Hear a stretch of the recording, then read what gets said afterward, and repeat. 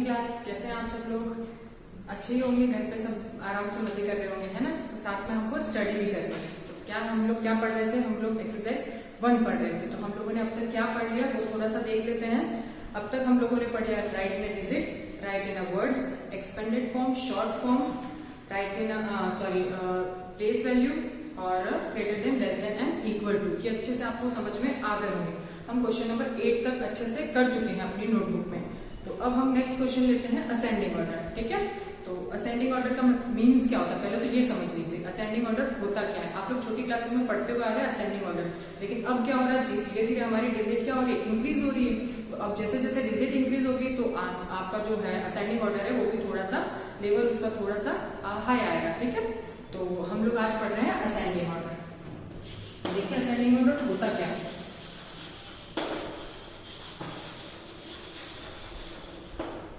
ठीक है, ascending order हमारा ये होता है कि आपका जो बढ़ता हुआ क्रम, ठीक है, डिजिट का बढ़ता हुआ क्रम। बढ़ना मतलब जैसे कि आपका 1 2 3 4 5 6, जैसे कि आप कोई स्टेप चढ़ रहे हैं। स्टेप का मतलब सीढ़ियां, है ना।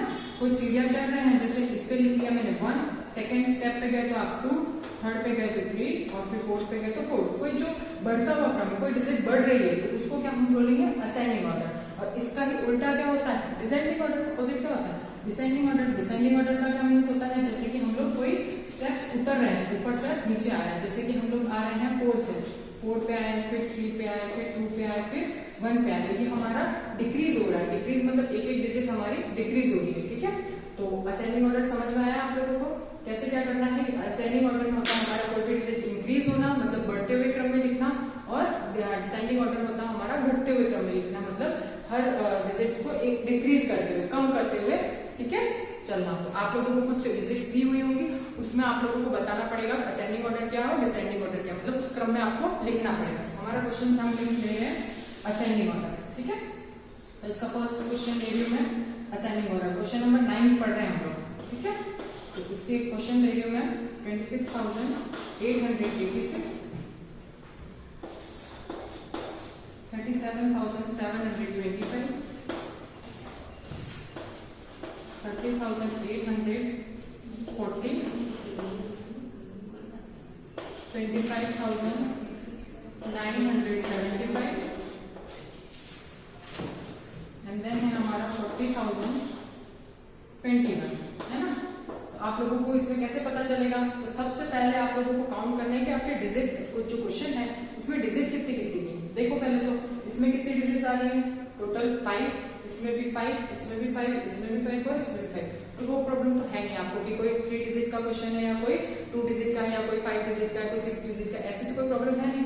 तो आप लोगों को सारे क्वेश्चन जो दे रहे हैं वो 5 डिजिट के, है ना।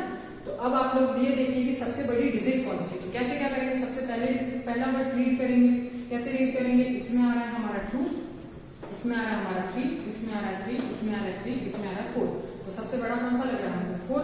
तो हम लोगों को बनाना क्या है, असेंडिंग ऑर्डर। तो हमको सबसे पहले छोटा चाहिए, है ना। तो छोटा देख लीजिए, तो इसको तो हम लेंगे नहीं, ठीक है, 4 सबसे बड़ा है। फिर आ रहा है हमारा 2, फिर 3, 3 एंड 2।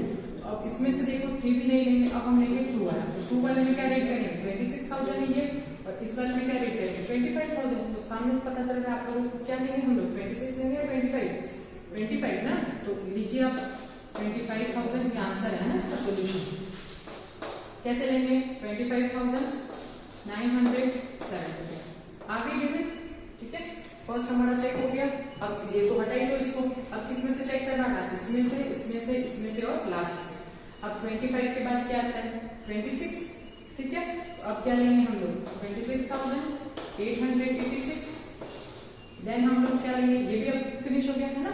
अब क्या बचा, ये और अब इन दोनों में से चेक कीजिए, क्यों, क्योंकि तो 40,000 है, ये सबसे बड़ा था। चेक कीजिए इसमें, ये 37,000 है, ये 30,000 है। तो क्या आएगा इसके बाद, 30,000 वाला।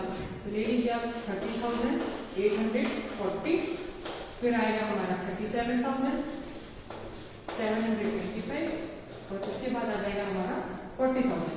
ठीक है, तो ये कुछ भी नहीं है। अगर आप लोगों को ऐसे नहीं समझ में आ रहा है तो आप डिजिट एक एक डिजिट करके भी चेक कर सकते हो, है ना। जैसे मैंने अभी बताया ना, डिजिट बाय डिजिट चेक करके देख लीजिए। चेक करना हो तो कैसे करेंगे, असेंडिंग ऑर्डर है मतलब बढ़ता हुआ क्रम। तो सबसे पहले 25,000 का आ गया, तो 26,000 30,000 का, फिर 30,000, फिर 37 और फिर 40। ठीक है, क्लियर हुआ ये। अगर हम लोगों को डिसेंडिंग ऑर्डर पढ़ना है, इसी को समझ लेते हैं।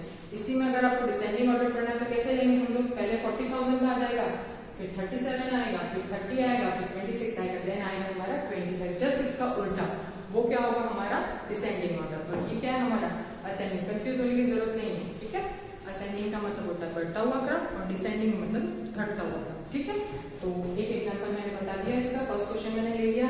बाकी के दो जो क्वेश्चन बच रहे हैं सेकंड और थर्ड, वो आप लोगों को सेल्फ अपनी नोटबुक में करना है। ठीक है, मुझे पता है तुम लोग अच्छे से कर लोगे। फिर हम लोग आज अभी लेंगे डिसेंडिंग ऑर्डर का क्वेश्चन। देख लीजिए डिसेंडिंग ऑर्डर का क्वेश्चन।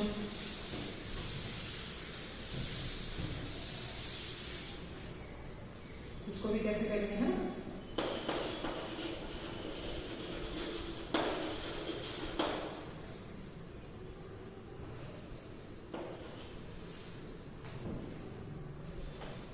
चलिए इसका क्वेश्चन देख रहे हैं हम लोग। 41,525, 51,425, देन है हमारा 34,152, फिर है हमारा 42,325 और लास्ट है हमारा 50,925, है ना। तो देख लीजिए कितने हमारे 1 2 3 4 5 है ना क्वेश्चन। तो कैसे क्या करेंगे, इसमें हम लोगों को क्या देखना है, डिसेंडिंग ऑर्डर मतलब घटता हुआ क्रम। कैसे लेंगे, देखो इसको, इसमें भी वैसे ही चेक करना है जैसे असेंडिंग ऑर्डर में चेक किया था। देख लो यहाँ क्या है 4, यहाँ 5, यहाँ 3, यहाँ 4, यहाँ 5। हमको सबसे पहले क्या चाहिए, सबसे बड़ा। कंफ्यूज हो रहे हो देख चेक कर लो कैसे करेंगे। यहाँ ये तो है ही 4 आ रहा है, अब सबसे बड़ा कौन है 5 और 5 वाले को चेक करना है ना। तो 5 में 5 के बाद क्या है 1, मतलब यहाँ 51,000 आ रहा है ना। और ये क्या रहा हमारा 50,000। तो सबसे पहले क्या देखेंगे हम लोग, इन दोनों में से कौन बड़ा है, तो कौन बड़ा है 51 बड़ा है। तो क्या आ जाएगा सबसे पहले 51,000। तो ले लीजिए 51,425। अगर यहाँ पे भी अगर 1 होता ना, फिर से दोनों जगह 51 होता, तो देन क्या हम लोग क्या करते हैं 100 के प्लेस की वैल्यू चेक करते हैं ना। तो कैसे करेंगे हम लोग, ये 51 यहाँ क्लियर हो रहा है, यहाँ 51,000 है, वहां 50,000 है, तो दोनों क्लियर है हमारा। ये 51,000 आ गया, तो ये 50,000 वाला आ गया, है ना। तो ये दो हमारे पास आ गए आंसर। अब हमारी कौन कौन सी बची, ये वाला, ये और ये बचा, है ना। तो कैसे क्या हम लोग करेंगे, अब इसमें से और इसमें से और इसमें से चेक कीजिए। ये आ रहा 34,000, ये आ रहा 42, देन आ रहा हमारा 41। तो आपको सामने पता चल रहा है 41 बड़ा, 34 बड़ा या फिर 42 बड़ा। 42 है ना, तो 50 के बाद क्या आ जाएगा 42 वाला आ जाएगा। तो 42,325। ठीक है, समझ में तो आ रहा होगा आप लोगों को, है ना। फिर अब हमारा क्या बचा, ये और ये देख लीजिए 34 बड़ा या 41 ना। तो 41,525। फिर अब हमारा आएगा 34,152। ठीक है, आया समझ में कि नहीं। इसको क्या कर रहे हैं हम लोग, फिर से देखिए। अब हम लोग क्या डिजिट चेक करें। पहले तो मैंने बताया आप लोगों को काउंट कीजिए डिजिट कितने कितने में आंसर है। जैसे ये क्या है हमारा 5 डिजिट का, ये 5 डिजिट का, ये 5 डिजिट का, ये है, ये भी 5 डिजिट का। इसलिए वो कोई दिक्कत नहीं है कि किसी में 100 का आ रहा है, किसी में 1000 का आ रहा है, किसी में 10,000 का आ रहा है ना, ऐसा तो कुछ है नहीं। तो यहाँ पे सिर्फ हम लोगों को चेक क्या करना है, 10,000 की प्लेस पे क्या क्या डिजिट है। तो सबसे पहले बड़ी डिजिट ले लीजिए, फिर उसके बाद उससे छोटी, फिर उससे छोटी, फिर उससे छोटी, देन सबसे छोटी। ठीक है, तो ये आपको अच्छे से क्लियर हो गया होगा। तो अभी हम लोगों ने पढ़ा असेंडिंग ऑर्डर और डिसेंडिंग ऑर्डर। असेंडिंग ऑर्डर मतलब बढ़ता हुआ क्रम, डिसेंडिंग ऑर्डर मतलब घटता हुआ क्रम। दोनों के एक क्वेश्चन मैंने बता दिए हैं। इसमें टोटल 3 क्वेश्चन हैं, है ना। तो आप लोगों को सेकंड और थर्ड 9 क्वेश्चन का भी सेकंड और थर्ड ये आप लोगों को अपनी नोटबुक में करना है। अच्छे से क्वेश्चन लिखिएगा असेंडिंग ऑर्डर, फिर प्रॉपर क्वेश्चन उतारिएगा, फिर उसके बाद उसका क्वेश्चन लिख के आंसर लिखिएगा। ठीक है, तो आज आप लोगों का होमवर्क है क्वेश्चन नंबर 9 और 10 का असेंडिंग और डिसेंडिंग ऑर्डर। ठीक है, अब हम लोग आगे अपने नेक्स्ट क्लास में लेंगे। Thank you.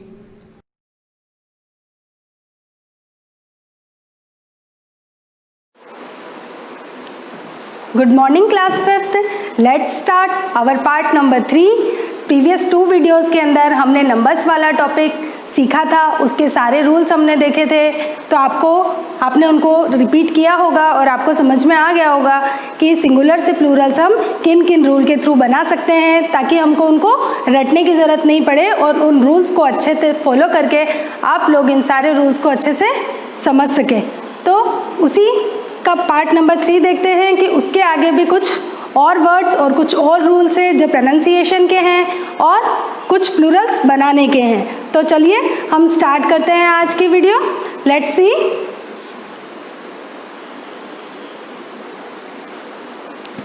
नाउ कल हमने जो लास्ट रूल देखा था कि कुछ वर्ड्स ऐसे हैं जिनमें चेंज नहीं होता है, तो उसी की कंटिन्यूटी में नेक्स्ट वर्ड ये भी है SHEEP, शिप। शिप का अगर हम प्लूरल बनाएंगे तो वो शिप ही होगा, उसकी स्पेलिंग में कोई भी चेंज नहीं आएगा। नेक्स्ट देखते हैं, नेक्स्ट वर्ड है हमारा डजन।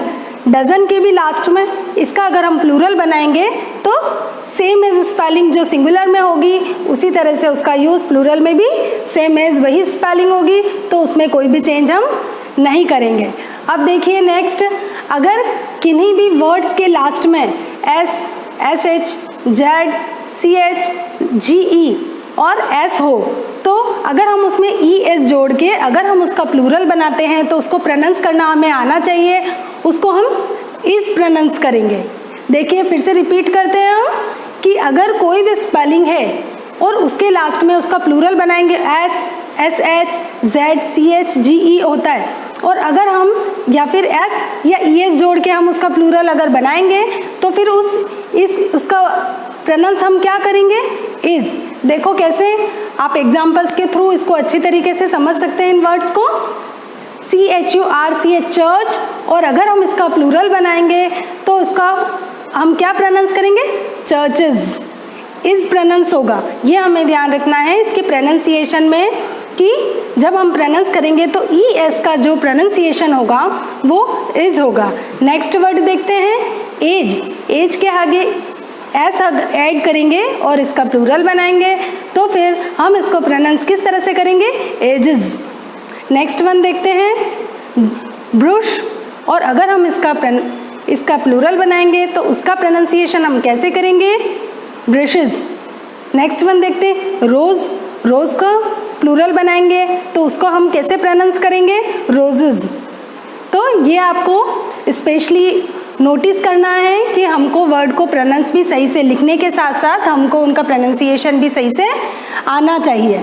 नेक्स्ट देखते हैं कि अगर किसी वर्ड के लास्ट में P, T, K, F या फिर TH आता है तो जब हम उसका प्लूरल बनाएंगे तो उस S को हम स रीड करेंगे, स प्रोनाउंस करेंगे उस S को। देखिए हम इसको एग्जाम्पल के थ्रू और अच्छे से समझ पाएंगे।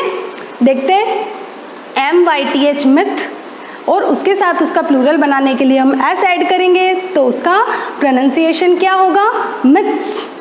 कप है तो उसको S लगाने के बाद उसको प्रोनाउंस क्या करेंगे हम, कप्स।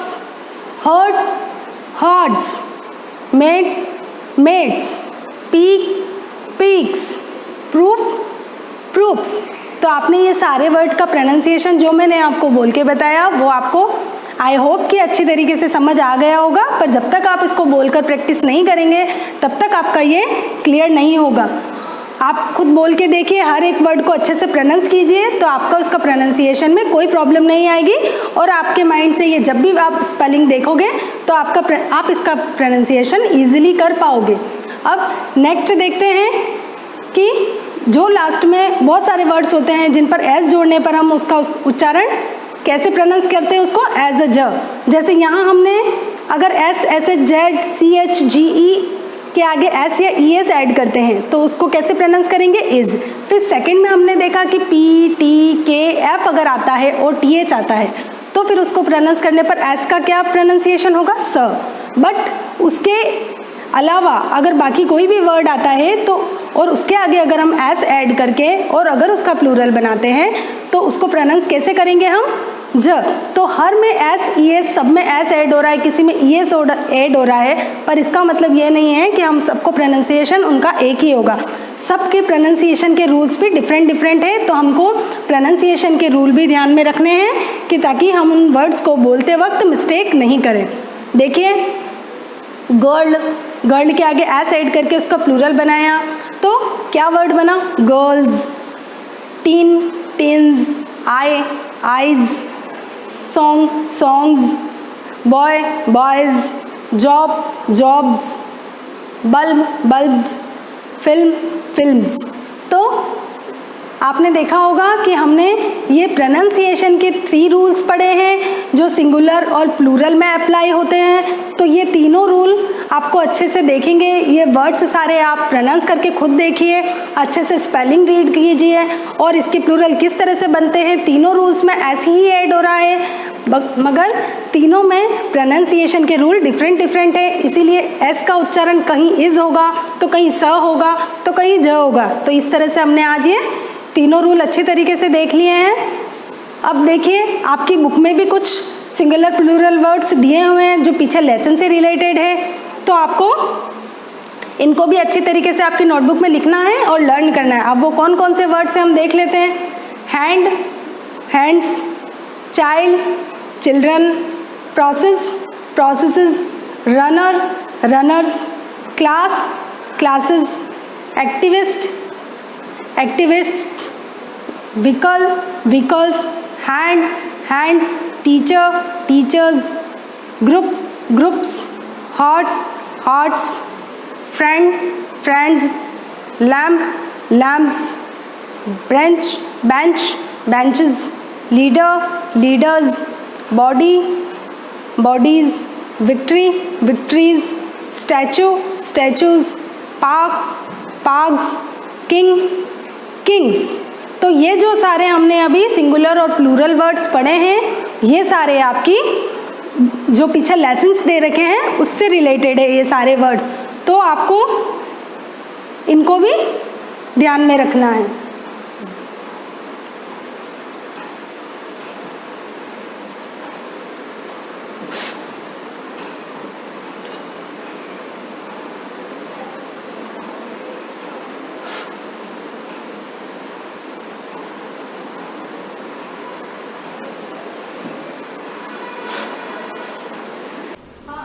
तो अब नेक्स्ट वर्ड पढ़ते हैं इसी के साथ STORY, स्टोरी, स्टोरी का प्लूरल हो जाएगा stories, ash, ashes, muscle, muscles, lake, lakes, gate, gates, spark, sparks, weapon, weapons, show, shows, crane, cranes, habit, habits, crane, cranes, ये रिपीट हुआ है, victim, victims, tower, towers, fort, forts, sword, swords, restaurant, restaurants.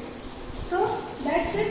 हमने सारे Plurals के rules भी देख लिए, उसके बाद हमने प्रोनाउंसिएशन के रूल भी देख लिए, उसके बाद हमने आपकी बुक से रिलेटेड जितने भी सिंगुलर और प्लूरल वर्ड्स आपके लेसन्स में ऐड किए हुए हैं वो सारे भी हमने देख लिए। कॉमनली ये सारे रूल पे बेस्ड है, तो आपको ये सारे अच्छी तरीके से रीड करने हैं, प्रोनाउंस करने की कोशिश करनी है और रूल्स को लर्न करना है। रूल के अकॉर्डिंग आपको ये सारे वर्ड्स लर्न करने हैं और आपको एक होमवर्क में ये नोटबुक के अंदर सब्जेक्ट में जैसे आपने लास्ट प्रीवियस वीडियोस में भी जैसा मैंने आपको बताया था कि आपको लेसन वाइज जो हम पढ़ा रहे हैं उसका होमवर्क कंप्लीट करना है।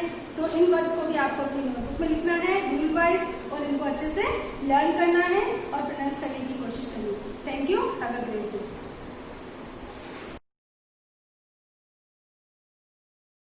Good morning class. हमने लास्ट क्लास में चैप्टर नंबर 1 शुरू किया था, वो पढ़ा था जिसके अंदर हमने फैमिली और रिलेशन के बारे में पढ़ा था। उस चैप्टर को हमने पूरा फिनिश कर दिया था। उसके लास्ट में कुछ एक्टिविटीज़ है जो आपको एक नोटबुक बनानी है EVS की, उसके अंदर उस एक्टिविटीज़ को आपको करनी है। और मैंने आपको कुछ पेस्ट करने के लिए भी दिया था, मैंने आपको एक फैमिली ट्री बनाने के लिए दिया था, उसको भी आपको उस नोटबुक में आपको उस फैमिली ट्री को बनाना है। जैसे मैंने आपको पिछली क्लास में मैंने आपको बताया था उसी तरीके से आज से हम नया चैप्टर स्टार्ट कर रहे हैं, chapter number 2 movement of families. उसका पार्ट 1 हम स्टार्ट करेंगे आज। Movement of families. Movement of families का मतलब है परिवारों का एक स्थान से दूसरे स्थान पर जाना। ऐसा क्यों होता है कि परिवारों का एक स्थान से दूसरे स्थान पर जाना मीन्स हम हमारे पड़ोस में भी देखते हैं कि कुछ लोग होते हैं जो वहाँ से घर खाली करके कहीं और जाके शिफ्ट हो जाते हैं, या फिर ऐसा होता है कि कुछ नई फैमिलीज़ होती है जो हमारी कॉलोनी में हमारे पड़ोस में आकर शिफ्ट होते हैं, तो उसी को हम मूवमेंट ऑफ फैमिलीज़ कहते हैं। उसी को मूवमेंट ऑफ फैमिलीज़ कहते हैं। इसके क्या रीज़न है और इसके मेन इफ़ेक्ट क्या होते हैं, उसी को हम इस पूरे चैप्टर में हम आगे पढ़ेंगे। Sometimes people move from one place to another place to settle there. कभी कभी कुछ लोग एक जगह से दूसरे जगह पर चले जाते हैं रहने के लिए, वहाँ पर सेटल होने के लिए. This is called a migration. इसी को हम माइग्रेशन कहते हैं. मूवमेंट ऑफ फैमिलीज़ है, इसी को हम माइग्रेशन कहते हैं. एक जगह से दूसरी जगह पे जाके शिफ्ट होना, वहाँ जाकर रहना, उसी को हम माइग्रेशन कहते हैं. Suraj family is one such family. ऐसी फैमिलीज़ में से सूरज की उसी तरीके की एक फैमिली है. Suraj family lived in a village and their main work was agriculture. Suraj की फैमिली गांव में रहती थी और उनका मेन काम था खेती करना. But Suraj family faced starvation due to famine for last 2 years. But जो स्टारवेशन का मतलब होता है भूखमरी. भूखमरी मीन्स खाने के लिए पर्याप्त भोजन न मिलना, खाने लायक भोजन न मिलना. और फैमिन का मतलब होता है अकाल और सूखा. अकाल और सूखा क्यों होता है? जब किसी पर्टिकुलर जगह पर, किसी एरिया में जब बराबर बारिश नहीं होती है तो वहाँ पर खेती अच्छे से नहीं हो पाती है, उस वजह से अनाज नहीं होता है, सब्जियाँ नहीं होती, फल नहीं होते, तो वहाँ पर भोजन की कमी पड़ जाती है, तो वहाँ पर सूखा हो जाता है. तो जो सूरज की फैमिली जहाँ रहती थी, जिस गांव में, वहाँ पर भूखमरी के कारण 2 साल से वहाँ पर उनको प्रॉब्लम फेस करनी पड़ रही थी. उसका मेन कारण था अकाल. They did not have sufficient food to eat. उनके पास खाने के लिए पर्याप्त भोजन नहीं था. Then Suraj went to his cousin's village along with his family and their cattle.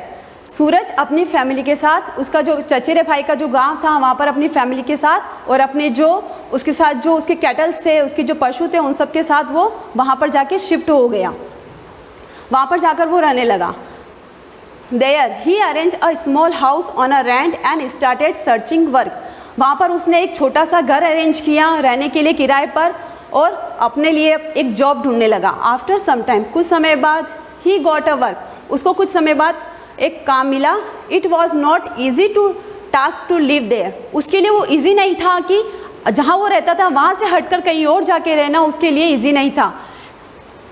क्यों ईजी नहीं था? क्योंकि जब हम अपने नेटिव प्लेस पर रहते हैं, वहाँ से जाकर हम कहीं नई जगह पर जाके रहते हैं, तो ऐसा होता है कि जब हम वहाँ जाके रहते हैं तो उस जगह को समझना, उस एरिया को जानना, वहाँ के लोगों को जानना, वहाँ की भाषा को समझना, वहाँ के बोलचाल, वहाँ के रहने का तरीका, सब चीज़ को समझने में हमें टाइम लगता है. उस जगह पे, नई जगह पे जाके रहने में, हमको एडजस्ट करने में हमें टाइम लगता है. तो थोड़ी प्रॉब्लम हमें शुरू में होती है. Soon he started missing his village. तो जल्द ही वो अपने गाँव को मिस करने लग गया. After some time the news of his village receiving good rain arrived. बहुत जल्दी उसको एक न्यूज़ मिली कि उसके गांव में अच्छी बारिश होने लगी है. जब उसने ये न्यूज़ सुनी, on this he return back to his village along with his family member and cattle. जब उसको ये न्यूज़ मिली कि उसके गांव में अच्छी बारिश होने लगी है, तो फिर से वो अपने गांव में चला गया, अपनी फैमिली और अपने कैटल, अपने पशुओं के साथ. तो ये मेन रीज़न है मूवमेंट ऑफ फैमिली. माइग्रेशन का सबसे बड़ा रीज़न यही है कि स्टारवेशन और फैमिन, सूखा और अकाल के कारण बहुत से लोग अपनी गांव में, अपने गांव होते, अपनी जगह होती, वहाँ से कहीं और जाकर रहने लग जाते हैं, जहाँ पे इनकम और सोर्स, इनकम का उनको सोर्स मिलता है. सबसे बड़ा रीज़न यही है. उसके बाद हम आगे पढ़ेंगे. Right about think and answers. इसके अंदर right about the problem faced by Suraj and his family after migration. मैंने आपको ये जो समझाया है उसके अकॉर्डिंग आप इन सबको डिस्कस कर सकते हैं घर पर. और भी है, for what reason did they shift from one place. उसका क्या रीज़न था कि उसको एक जगह से दूसरी जगह पर जाना पड़ा. How many members were there in their family. उसकी फैमिली में कितने मेंबर्स थे. Who help them in other city. जब हम एक जगह से दूसरी जगह पर जाते हैं तो हमको बहुत सी प्रॉब्लम फेस करनी पड़ती है. नेटिव प्लेस जो होता है, वहाँ से हटकर कहीं और जाना, वहाँ पर एडजस्ट करना थोड़ा मुश्किल हो जाता है. नेक्स्ट हम आगे पढ़ेंगे. Kishan, who had a small family including his wife. Kishan नाम का एक व्यक्ति था, उसकी एक छोटी सी फैमिली थी. A son and a daughter work in a village on daily wages. उसकी एक छोटी सी फैमिली थी. उसकी फैमिली में उसकी वाइफ, उसका एक लड़का और एक उसकी लड़की थी. वो डेली वेजेस पर काम करता था, मतलब दैनिक भत्ते पर, जो रोज़ की मजदूरी मिलती है उस दैनिक भत्ते पर वो काम करता था. जैसे मजदूरी करना, जैसे मकान वगैरह बनाते तो जो मजदूर लोग होते हैं, कारीगर लोग होते हैं, या फिर दूसरे और भी ऐसे काम होते हैं जैसे खेतों में जाके काम करना, तो जो दैनिक भत्ता उनको मिलता है उसी को हम डेली वेजेस बोलते हैं. He son was studying in class 11th and daughter in class 9th. उसका जो बेटा था वो क्लास 11th में पढ़ता था और उसकी डॉटर थी वो 9th क्लास में थी. He thought after the passing of his son he had to send him from the village to get higher education. उसने सोचा कि जब उसका बेटा 12th में पास हो जाएगा तो उसको हायर एजुकेशन के लिए उसे गांव से बाहर भेजना पड़ेगा। होते ही ये रीज़न भी एक माइग्रेशन का एक मेन रीज़न ये भी होता है कि पेरेंट्स अपने बच्चों की हायर एजुकेशन के लिए उन्हें विलेज से बाहर सिटीज़ में पढ़ने के लिए भेजते हैं, या फिर वो खुद ही उनकी फैमिली के साथ बाहर सिटीज़ में चले जाते हैं अपने बच्चे को हायर एजुकेशन देने के लिए। He thought he will have to stay there. उसने सोचा कि उसे भी उसके साथ ही will have to stay there alone for studies. उसको वहाँ पर उसने सोचा कि उसके बेटे को फिर वहाँ पर अकेले रहना पड़ेगा पढ़ाई करने के लिए, and it would be a costly affair. और वो बहुत महंगा होता है गांव के लोगों के लिए। सिटी में जाके रहना, वहाँ पर पढ़ना बहुत मुश्किल होता है, बहुत महंगा पड़ता है उनके लिए, क्योंकि वहाँ पे रूम किराए पर लेना, वहाँ का खाना पीना रहना, वहाँ का जो खर्चा होता है वो बहुत महंगा होता है, तो गांव के लोग उसको अफोर्ड नहीं कर सकते। 11th, it would be a costly affair. Similarly, after their 3 years, he will have to send daughter to out of village for higher education. इसी तरीके से जब उसकी बेटी के भी 12th पास हो जाएगी, जब उसकी बेटी के भी 3 साल हो जाएंगे, तो उसकी बेटी को भी गांव से बाहर हायर एजुकेशन के लिए भेजना पड़ेगा। तो हैंस ही डिसाइडेड दैट, तब उसने सोचा कि उसने डिसाइड किया कि that he is working as a labour on daily basis in the village. जैसे कि वो गांव में वर्क करता है डेली वेजेस पे, दैनिक भत्ते पर जैसे वो गांव में काम करता है, and in the city too, उसी तरीके से वो शहर में भी काम करेगा। He can do the same, उसी तरीके से वो शहर में भी काम करेगा। So he would get shifted there with his family, इसलिए वो अपनी फैमिली के साथ वहाँ पर शिफ्ट हो जाएगा। But once he moved into the city, but जब वो अपनी फैमिली के साथ सिटी में शिफ्ट हुआ, वहाँ पर जाकर अपने बेटे की हायर एजुकेशन के लिए जब वहाँ पर जाकर रहने लगा, वो ही faced difficulty in getting house on rent. उसको किराए पर घर रहने के लिए, किराए पर उससे एक रूम लेने के लिए उसे बहुत प्रॉब्लम फेस करनी पड़ी। उसे किराए पर मकान नहीं मिला ड्यू टू हायर रेंट, क्योंकि वहाँ का जो रेंट था वो बहुत ज़्यादा था। He could afford only a single room, वो खाली सिंगल रूम के ही पैसे दे सकता था, उसके पास ज़्यादा पैसे नहीं थे on rent in the city. City में गांव के जो लोग होते हैं वो अक्सर जब सिटीज़ में रहने के लिए जाते हैं तो वहाँ का किराया, वहाँ का खाना पीना बहुत महंगा होता है, तो वो बहुत बड़ा घर या फिर अपनी पूरी फैमिली के साथ वहाँ पर नहीं रह सकते। जो पढ़ने जा रहा है वो ही वहाँ पर रह सकता है। तो ये उसका दूसरा रीज़न हुआ माइग्रेशन का। इसी चैप्टर को हम आगे कंटिन्यू करेंगे। आप इसके आगे वाला जो है उसको आप पढ़कर आना ताकि आपको अच्छे से समझ में आएगा। Thank you.